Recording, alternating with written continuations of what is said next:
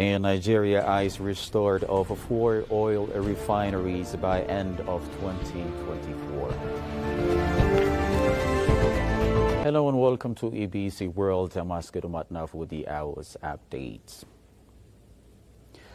Ethiopian National Defense Force Chief of Staff Field Marshal Birhanu Jula held discussions on Monday with the Somaliland Chief of Staff Major General Nuh Ismail Thani to explore avenues for military cooperation. The Somaliland military delegation, led by Chief of Staff Thani, received a warm welcome during their arrival at the ENDF headquarters. During the meetings, Field Marshal Birhanu and Somaliland's Chief of Staff Major General Nuh Ismail Thani deliberated on various aspects of military cooperation between the two entities, said the Ethiopian National Defense Force. The latest Memorandum of Understanding for Partnership and Cooperation, endorsed by Prime Minister Abiy Ahmed and President Muse Bihi Abdi last week, encompasses broad areas of collaboration spanning social, economic, political, and military realms.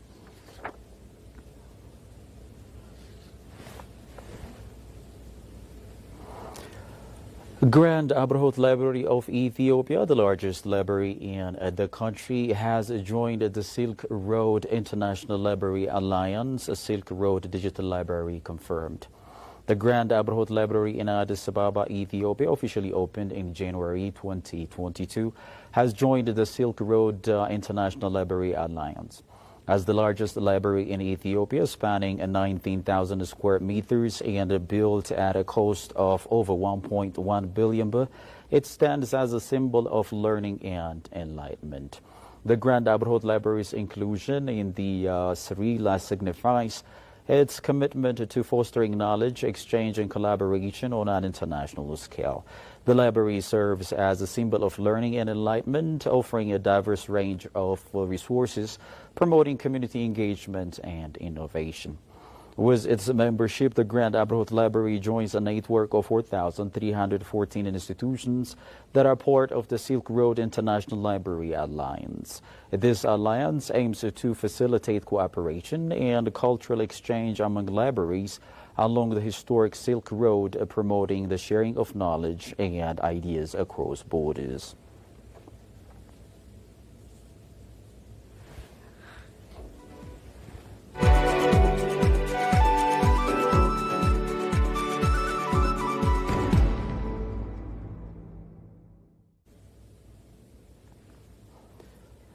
Launching of freighter services to Casablanca, Morocco opens a new chapter as it is Ethiopian Airlines' maiden venture into the Maghreb region.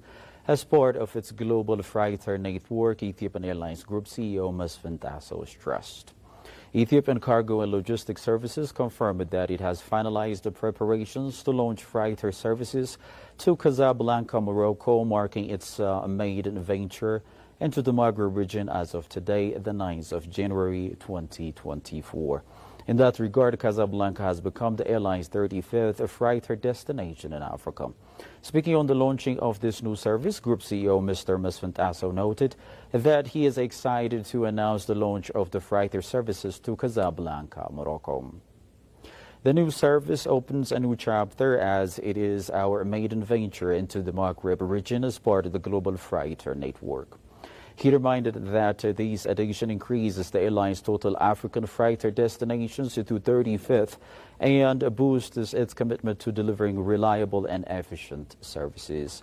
As the largest cargo network operator in Africa and a key air cargo service provider globally, Ethiopian Airlines will continue expanding its services around the world by opening new routes to facilitate global trade and the flow of goods, the group CEO asserted. The freighter services to Casablanca is operated using the modern Boeing 777-200F cargo aircraft with a payload capacity of more than 100 tons.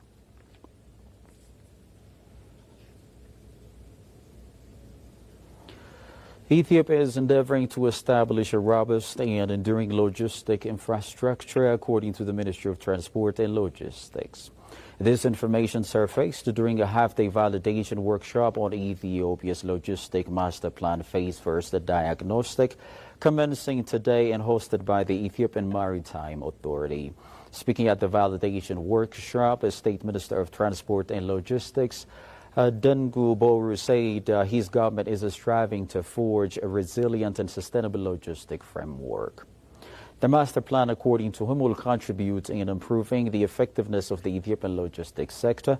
And the master plan, according to him, will contribute in improving the effectiveness of the Ethiopian logistics center.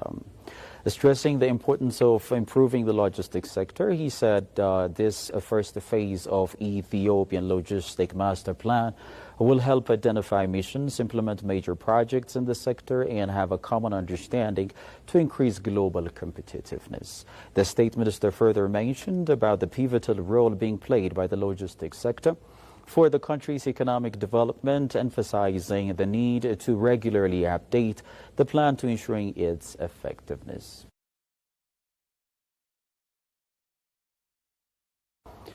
For several years now, Africa's largest exporter of crude oil has been relying on imported refined products to meet local demands like gasoline, kerosene, and diesel. Hopefully, Nigeria is in a move to change this situation. The Nigerian government is determined to not only end petrol imports, but to also make the country a net exporter of petroleum products by the end of this year.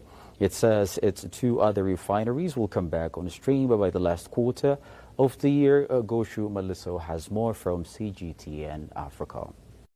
The Port Harcourt refinery is the biggest government-owned refinery in Nigeria, comprising of 2 units of combined capacity of 210,000 barrels per day. The refinery was shut down in 2019 for the first phase of $1.5 billion repair work project, which has now completed with the test run of the facility. The mechanical part is completed, and this is the beginning of, the completion of not just this Port Harcourt refinery, phase 1 and 2, but the one for Warri and then the one in Kaduna, so that we'll be able to benefit from this massive investment that the country has made. The Nigerian government says it is determined to not only end petroleum imports but also to make the country a net exporter of petroleum products by the end of this year. It says its 2 other refineries will come back on stream by the last quarter of the year. In addition to all of the 650,000 barrels per day privately owned Dangote refinery has now been supplied with crude, and the first batch of the petroleum products are now due out of the refinery by the end of January. When we are done with our own refineries and the Dangote refinery, very many other small initiatives that we are doing, small modular condensate refineries that we are building, if that happens, and we are very optimistic it will happen, you will see that this country will now be a net exporter. As a matter of fact, it will be a hub of export of petroleum products, not just to the West African sub-region, but to the rest of the world. This will happen. The flow of supply will change. So far, the government is working the talk. Things are gradually coming together and the horizon looks bright. Presently, there is no fuel being produced in Nigeria at all. So the fact that whatever product that the refineries start to produce will back out the imported fuel, and that will have some positive impact on the Nigerian economy.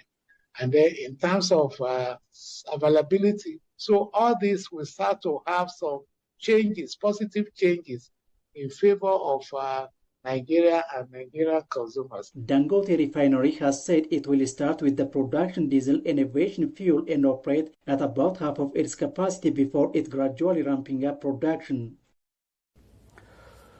Well, before I wrap up the hour's news bulletin, let me now recap top stories of the hour.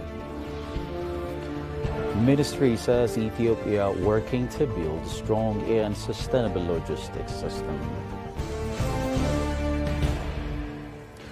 Nigeria eyes restart of 4 oil refineries by end of 2024.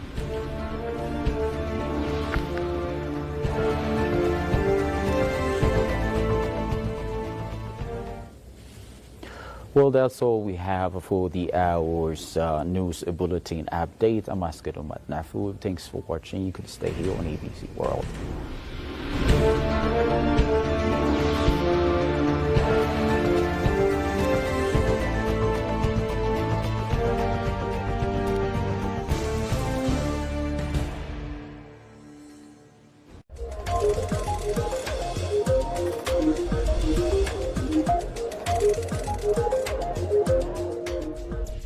Greetings, ladies and gentlemen. This is Addis Dialogue, a program that focuses on current events unfolding here in